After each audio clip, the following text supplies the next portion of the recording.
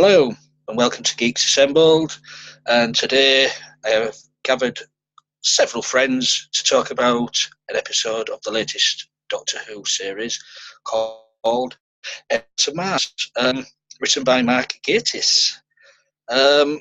It's, well, what shall we say? For me, it felt very classic Doctor Who, this episode. I'd love to what the other guys thought of.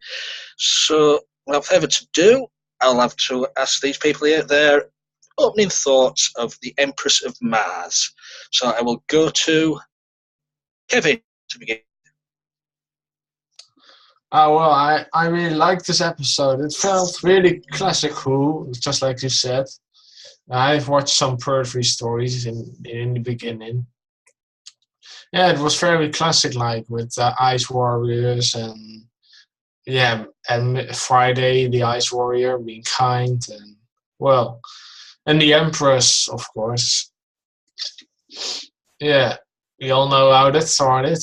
She awoke because someone wanted to get some jewelry out of the coffin. So I really liked it, and the Doctor was as good as always. Nardole was stuck in the TARDIS this time, and unfortunately she brought Missy with him at the end of the episode. So that was a cliffhanger. So we have to see next week what's found out. And Bill was very cool again. She's always surprising me every episode. And she was doing some film reference like The Finn and another movie, but I can't remember. Oh well, one movie I can remember, Frozen, but that was really like the Doctor watched that. I was like, could you not watch The Finn? Because you already said, I put that on my list. So I really liked it. Oh, cool, Kevin.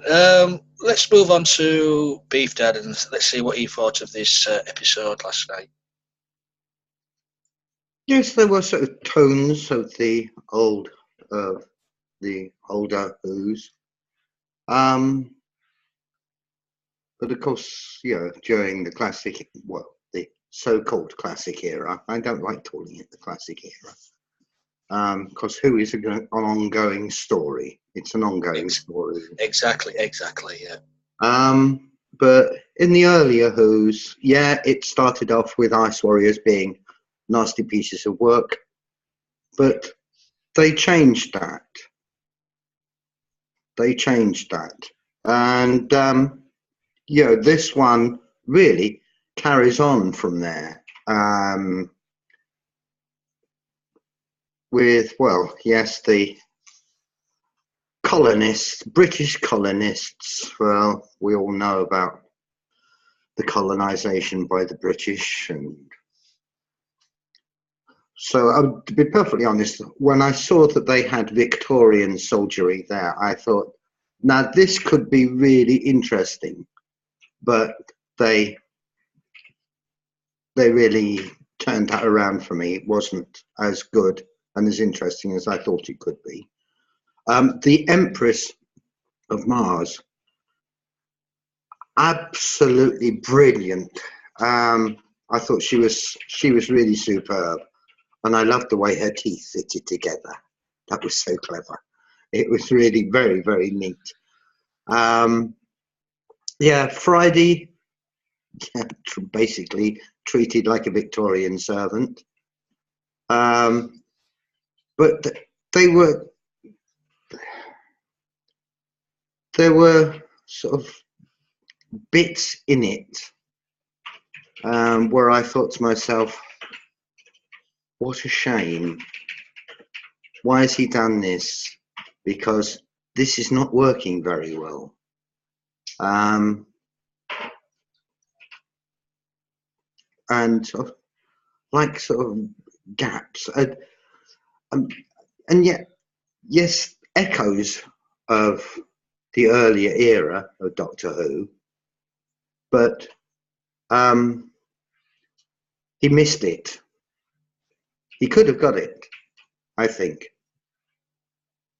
Possibly he might have been working to a timetable and just did not have time to rethink, rewrite. Because Mark Gatiss is a bloody good writer. So, as I say, it disappointed me a little. Well, you can't be happy with everything in the world of Who, I suppose. Let's move on to Susan and Alex. Let's see what these two have to say. Yeah, it was a entertaining romp. It was more classic Who when they brought back the Ice Warriors, and it's good that they brought back the Queen, or they introduced the Queen, I should say. Yeah, the motivations of the soldiers didn't seem that clear. It seemed like everybody was changing their minds every 5 minutes. I don't know, 5 seconds. I don't know if they thought a bomb was going off or whatever, but even if there was, I would have liked a little bit more explanation. Maybe they should have done an hour. Maybe they should add another 5 minutes. But I mean, after the cataclysmic 3-part story, it's sort of nice to have it sort of more, well, more old-fashioned, more in keeping, not quite so much flash as the other 3 stories before it. But yeah, I mean, I don't mind that. I don't mind the special guest stars, the Queen, Alpha Centauri coming back, and that's the same woman. I think it's been, what, now she's 92. So hopefully they will do one more story with her before she has to retire. Yeah, I mean, I like the story. Yeah. Thanks. I personally found it like aimed at Peladon. I heard some continuity discussion about the way it fit into the whole narrative of the Ice Warriors.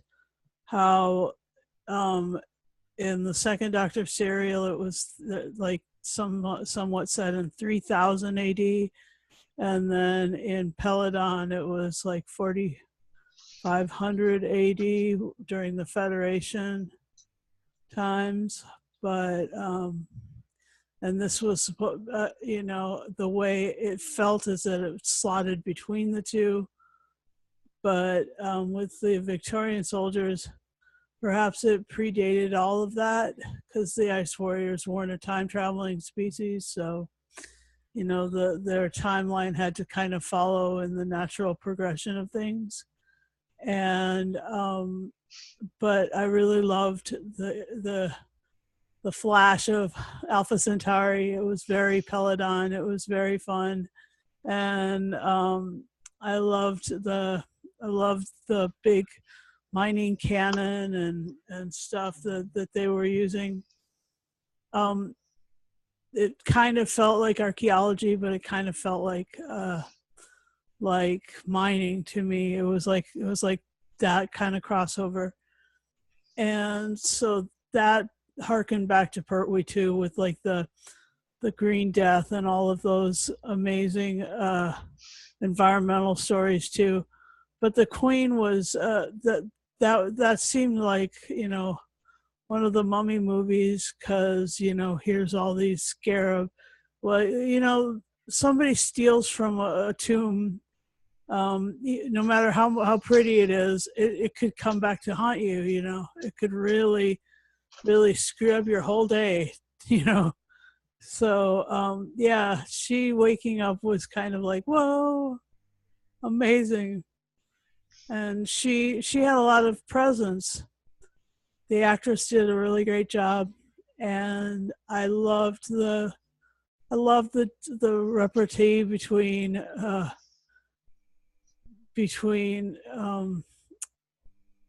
Nardole and Missy, and Nardole and the Doctor, Missy and the Doctor, and how guilty she looked as she was on the backside of the TARDIS console running the thing. I mean, how he had run it when he was the the king of Byzantium, but you know, he somehow he couldn't figure out how to get back to Mars. So maybe somebody else is in control. Maybe there's a lot of questions that need to be answered. And of course there will be plot holes because it isn't perfect. It's just a TV show. But for crying out loud, it was fun. It was a good one, in my humble opinion. Brilliant. Yeah. Thanks for that, Susan. We'll pop back to you in a bit. We'll pop over now to see what Susie thought of the prequel to Peladon. I say the prequel to Peladon. Got it. It's hard going last because I had my mind all made up about how I really felt about it, and then I hear all of these other reviews, and I'm thinking, no, I'm going to go with how I really felt about it. I loved it. It made the whole last 3 episodes null and void. I thought it was fabulous. This is probably going to be one of my all-time favorite Who episodes. I really, really loved it. I thought it was fast-paced. The only thing that annoyed me about it was Bill's constant movie references. But then when the doctor mentioned Frozen, I have to go back and rewatch the show because I was laughing so hard because of Alan for like 5 minutes. I couldn't hear what was going on. And then when Alpha Centauri's voice came back, I thought, oh no, it can't be. Oh no! And then it was, I'm like, and I'm screaming at the screen. So I really loved it. I was dubious about the Victorian soldiers before I saw the show. I thought it worked. I liked it. I liked that the doctor wasn't the one motivating the whole story, and while he had the canon at the end, other people were, solving problems, and he was just there helping out, which is what he says he does, instead of being an intricate part of everything, which he was, but not as much as he has been. Anyway, I loved it. The guys being turned around into soccer balls or footballs, excuse me, were really gross. That was sort of gross. Didn't like that. But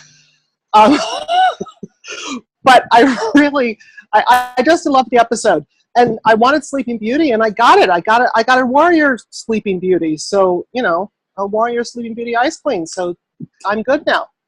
I loved that she had dreadlocks. I liked that she had dreadlocks. I thought that was very appropriate.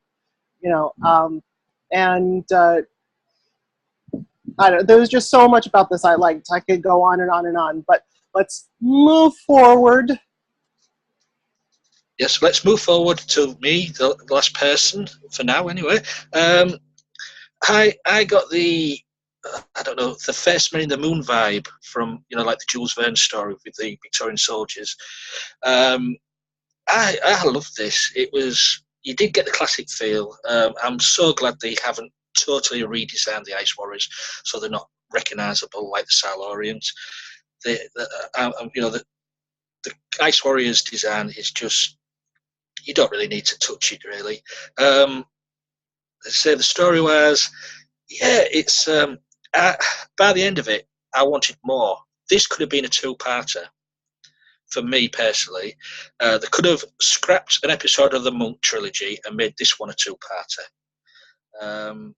Because, as I said, by the end of it, I was just getting, I thought, oh yeah, and then it finished. I thought, shame that, because that could, but it's not to be. Even shall we say, it was very reminiscent of Tomb of the Cybermen with all the Ice Warriors in the tombs lighting up. That was so brilliant. I wasn't expecting that, and when they all started to light up. But it was with the gun, with the Ice Warrior effect with the gun. I missed the shimmering mirror effect. That should have been put on, I think. That would have worked a lot better, I think, with the gun, like they did in the old days. But we move with the times. For me, I think this is my favourite one of the season so far, because it had me riveted. It did. All acting in it was just top notch. So, and I don't mind the film references, because things like that get the generation of today more involved in these sort of stories if they know what people are mentioning, especially the frozen remark. So yeah, I like this. So I'm going to ask the gang here of their favourite parts of the episode, least favourite parts, and maybe favourite characters in the story. So let's go back to Susie. See what she has to say about that. Geez, I think I pretty much covered it, but I didn't mean to cover it, but I did. No, I just really enjoyed the episode, but what did I want to say? I watched an interview on the Who fan thing. I think I posted it to our little thing. And Mark Gatiss was on there, and he said a couple things. Like, the script is out of my hands once you give it to the producer, and you're not quite sure how it's going to end up because of editing. So I found that very interesting. So I guess sometimes we can't always blame the writer. It ultimately comes down to the editing because the writer's not in control. I hadn't thought of that before. Always the way it's cut in the editing, in the cutting room. In this cutting, I thought it was cut pretty well this time. I really liked it. But yeah, the lighting up of the warriors was cool. It was very much like the old school Cybermen, lighting up in the old episode with they're in the little white pods. They're like a saran wrap, and then they step out of the saran wrap. That was a long time ago.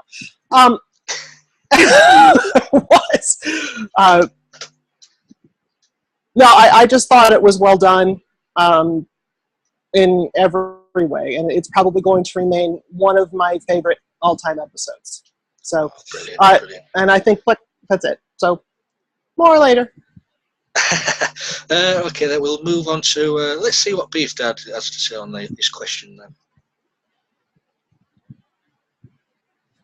Well, it has all the makings of a classic episode. The makings. They didn't quite pull it off for me.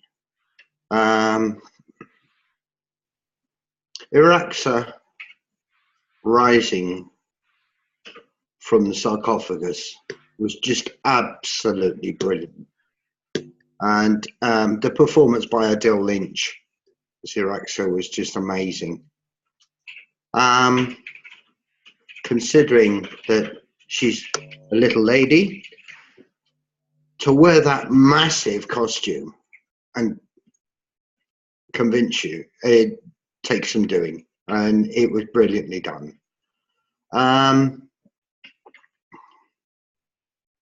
Yeah, the other bit that sort of sticks in my mind is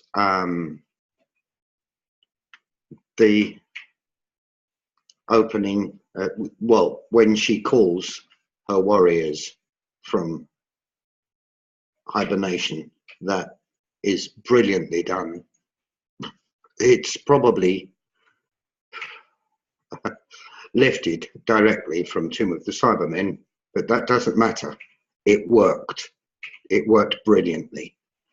And yeah, the shock of Alpha Centauri at the end, and the fact that they've got Isan Churchman still doing the voice, brilliant, absolutely brilliant. And that really, that is something for everybody to look forward to, because I'm hoping that we're going to see more of her. I really do hope that we will see more of her. It would be such a shame if it was just that tiny cameo, because it was so brief, and I would like to have seen a little more of her, which echoes Alex's remark that it could have been 5 minutes longer, and they could have used Isan Churchman for that extra 5 minutes for me. I totally agree with you there, Beef Dad. I mean, Alpha Centauri, classic character. Will we ever go back to Peladon? Not in this season, I know that for sure. But maybe next season or the season after, fingers crossed. Let's get back to Peladon because those are classic stories. Kevin, favourite moments, favourite dislikes, favourite characters? Well, what I didn't like was the freaking irritating, how do you call it? The non-commander that wants to be in command. Man, he was irritating. The slam ball. Yeah, I'm in command now. I was like, oh, shut up already. But he got his comeuppance in the end. Yeah, shot. I was like, yes. And well, the Cybermen hibernating, all coming back to life, and that was cool. My favorite moment, and the movie reference that was very funny with the Doctor. Oh, I put that on my list. It's featuring a lot of killing. All right. And the ending with Missy, that was just superb.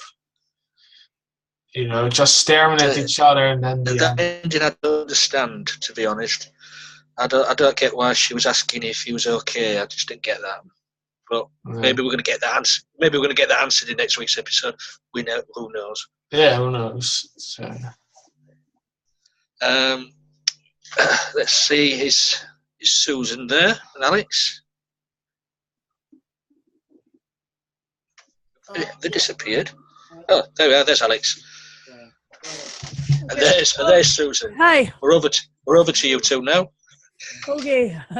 Sorry, we were busy. Let's see. There was a couple moments that were and characters that were really good. The baddie was really the confused soldier about, the mutinous soldier was an effective baddie, and I really liked the gun effect. Not to argue with Lee, but it was pretty close to the original. Like the original was like they had that everything pixelated or pulled it to the middle, and then after the shimmery mirror thing, it all went to anyway. So it was partially like that, but it was they went another step because they had better tech. And let's see, it was delightful. You Sand Churchman, of course. Yeah, so loved that. Loved you have Taxa and so I mean it was there were so many good parts. I really loved it. So cool.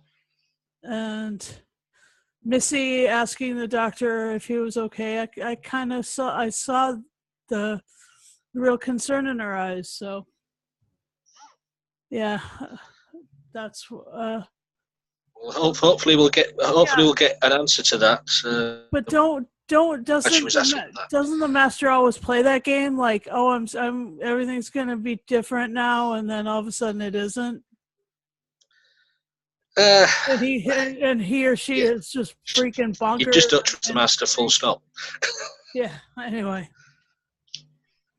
Here we go.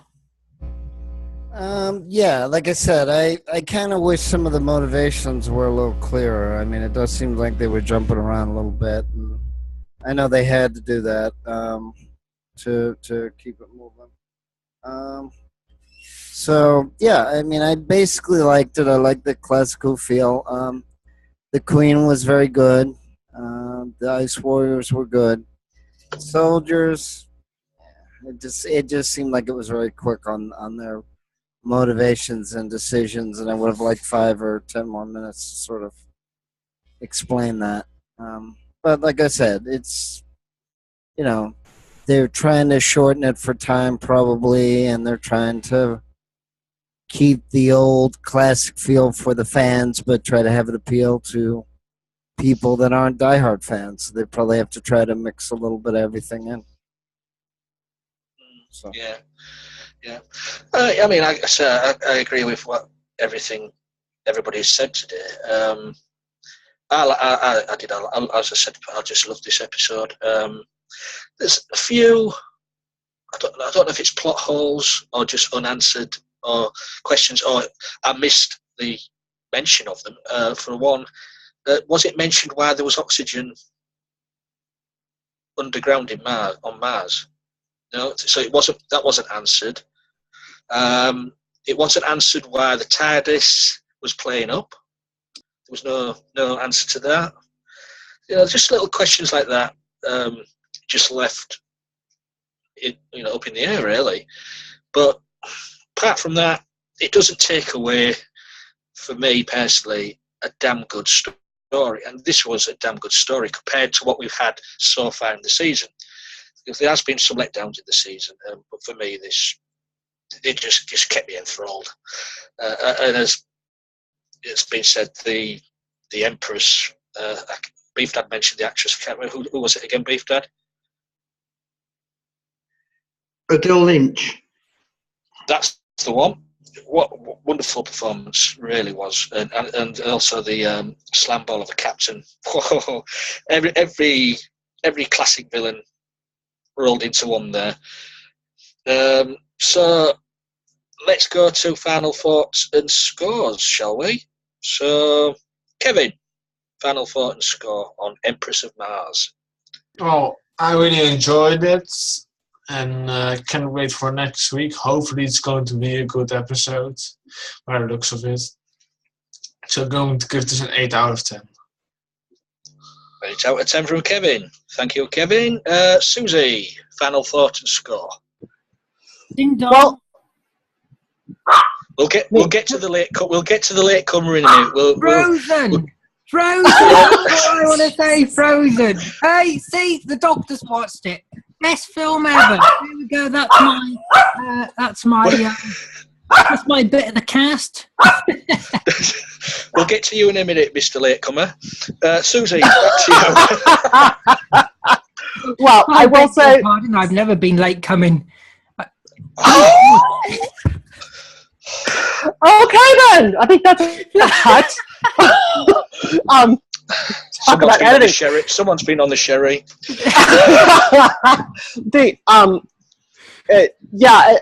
Alan, when it mentioned Frozen, I couldn't hear what was going on for 5 minutes. I was laughing so hard because of you.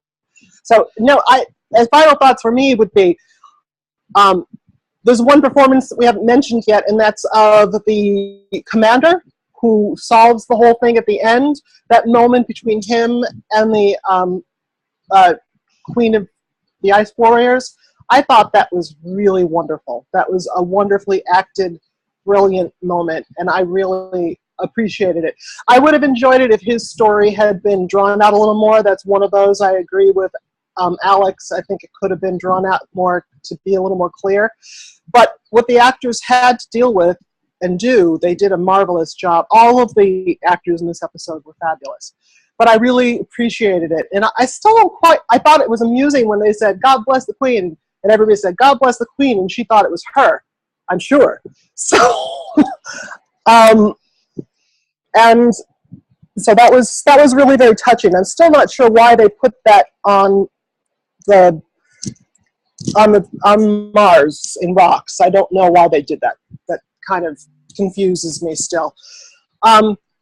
But I liked how it tied around everything into the opening NASA bit. As far as the ending goes with Missy, I think it's possible the John Sims Master is using the TARDIS somehow. I just hope it's not the silence. That was the last time the TARDIS went bonkers. But it might have been the John Sims Master that took it out. And I did think Missy was genuinely concerned for him because she knows it'd be weird. And I thought that because the TARDIS itself was acting weird, it wasn't a normal flight, and that's why Nardole needed her. So I got all that. Anyway, but the pivotal moment in this episode for me was the pivotal plot moment where the commander and the Ice Queen were having their conversation. And I just it's so unusual to have it not be one of the main characters involved in that moment. I really liked it. I give this 10, I don't know where our TARDIS friend is, but 10 TARDISes out of 10. This will always be one of my favorite classic episodes. Now it's classic because I love it. So, thank you, Susie. Beef Dad, what say you? I think that Adele Lynch actually was in Doctor Who before. Really? I think it was around 2005, but I can't remember which episode it was. was she the Spider Queen? The Empress of the Spiders? Not that No, that was no. That was some parish. What's her name? Someone parish. Yeah. Oh, Paris. Yeah. Yeah, it had holes. Bill fell down one. Yeah. The magic, what I really did like was quite funny when the Queen was talking to the Doctor, and then she decided that she wasn't interested in what the rest of them had to say. She wanted to know what Bill had to say, because Bill was a female as well. And yeah, I thought to myself, well, okay, yeah, fine, yeah, you want to bring politics into it, yeah, why not? Yeah, it was pretty good. Gets an 8.5. Ah, brilliant. We'll go to Alex and Susan then to see what they have to say. Final thoughts and scores. Yeah, as far as I can tell, Adele Lynch wasn't in Doctor Who before, as far as I can tell. I guess she was in that police show, The Bill, which I guess was around for, what, 10 years or 15 years, something like that. Yeah, she was very good. Bill was good, even though she wasn't given a lot to do in the episode. Peter Capaldi's always good. I would give it a 8. I would give it a 9 if it was a little bit more developed. It seems like they're either rushing for everything or they leave huge plot holes, accidental or not. But I still like the episode. And because of the classic feel, I will probably give it I'll give it a 9 out of 10. It was sweet. There was awesome feels to it. So yeah, I believe that the story covered all the bases, even though it was maybe not developed. But I believe that it covered all the bases, at least all the ones that I was excited about it. And so, yeah, we should probably ask the one who was most excited out of all of us. Yeah. Wait, before I give my final thoughts and score, we're going to have to brace ourselves now. We'll move over to the latecomer Alid. He was having his tea. He's saying it again. I'm telling you now. So here we go. Alid, let us know what you thought of the episode. Well, I have to say, this episode is probably the best episode of Doctor Who, full stop. Mark Gatiss should get honoured by the Queen, at least. Can I just say something? Can I just say something, Alid? You got to learn to pronounce his name right. It's Gatiss. Gattis. It's Gattis. Gattis. It's Mark Gatiss. No, that's somebody else. Carry on. But I do have to say, the beginning shot of, I don't know whether it's been said, but the beginning shot of the NASA building did look like a PlayStation 1 game. It did. Ooh. No, it did look fairly bad, the first shot. I did think the CG of the red planet Mars was a bit iffy. It was a bit low rendered. There was a bit of a low render to it.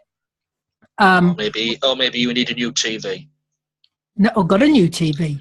No, that's what the satellites. That's what satellite pictures look like. Huh? That's what satellite pictures look like.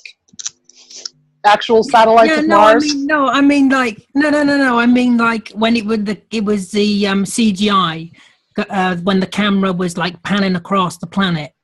Yeah. Yeah, that's right. No, but that wasn't the I see. thing. That was, Never mind. Sorry. Yeah, I went back to mute. But otherwise it looked visually brilliant. I mean, the Ice Warriors. I love the Ice Warriors, and it's good to have a proper Ice Warrior story with lots of them. And adding the Empress was a really clever idea, I thought. So, yeah. Alpha Centauri, I mean, come on. I mean, connection to the third Doctor. And, of course, the Doctor has seen Frozen. And we all know Frozen is a 10 out of 10 film. And I can't let this episode go without giving it... I think I'm going to give it a Frozen... 1,000 out of 10. That's not as much. That's not as much as you gave Frozen. Yeah, but this isn't Frozen. You've got to remember. Yeah, but Frozen, you gave it 100 zillion, billion, trillions, whatever you gave it. But. But if one of the characters from Frozen had appeared, then yes, I could give it that. But it has to be knocked points for not having any characters appear in it from Frozen. Well, can we just say we've got to be thankful that there was no characters from Frozen? It's happening. I'm telling you, the crossover is happening. In fact, did you hear that? That was Chris Chibnall just messaging me. Did you hear that? That was Chris Chibnall messaging me, discussing ideas for Series 11 and the Frozen crossover. So there we go. That's an exclusive on this channel. Well, did you see the video that I sent you? Yeah, I have the video. Yeah, it's already happened. I thought it was brilliant when he said, "Shh, go on the page and watch the video." It's very funny. It was so well done, Matt. Anyway, so is that it? I thought you'd have gone on forever. No, I'm tired at this point of the night. Well, we won't go into why you're tired. So back to me then. Before Ali takes over again.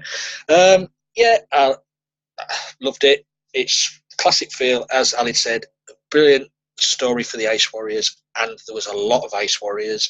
So, well acted. Gatiss has redeemed himself with this story. Gatiss people. Gatiss. All right. Oh, it's okay. I'll message him on Twitter and ask how we pronounce his name next time. But for me, yeah, it's a 10 out of 10 all round. It blew me away, shall we say? So, what else? Can I just say? Have you also mentioned that it should have been a two-parter? Yeah, I said it felt like it should have been a two-parter. Get rid of one of the monk stories. That's what I said as well. You should have been here, Ali, and you'd have heard all this. Well, he didn't tell me that was going on. He just messaged me out of the blue saying, "Come on in." No. You know when we asked to you put the link go up on for hours on cast. Okay. That's what Alex had said too. So it wasn't just that Lee had mentioned it. It was that there was a lot of the idea is that it should have been expanded, that it was a bit rushed, that there was stuff that needed to be fixed. Jeffrey said. But also, I have to add on that point, the Missy scenes and the Nardole scenes weren't actually going to be in there originally in the original script, were they? He had to rewrite it. So maybe there was more explanations to stuff, but because he had to alter the script, it meant that all the Missy scenes and all the Nardole scenes had to cut from the original story. So maybe it would have been a 45-minute episode that you would have been satisfied with. But because he added the Nardole scenes... Isn't it kind of funny that we're all making sort of these... Well, it could have been the editing. It could have been because they had to get different scenes in when it's Gaddis. But when it's Muffet, we're all like, oh, he sucks. He's just horrible. He needs to go. Stop it. Anyway. Stop it, Susie, right there.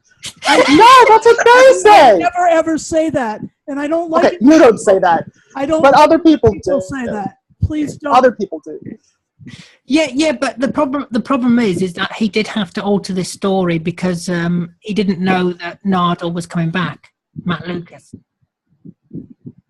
Well, you learn something new every day, but I do agree, Moffat is a bad writer. Anyways. Stop! I'm going to tweet that. Please, not me. Shall I tweet that, saying that to Moffat? Yes, you can do. Wilson says you're a bad writer. At Stephen. No. When he is. He's a bad writer when he's not concentrating on what he should be concentrating on. Anyways, enough of that. I gave it 10 I out hate of to 10. think what else he's doing while he's writing. Well, because he's got his fingers in too many pies. You know, he's writing other stuff at the same time as he's doing this, that, and the other. So I think he loses concentration sometimes. But he wouldn't be very good in the kitchen, would he? Very unhygienic. Yeah.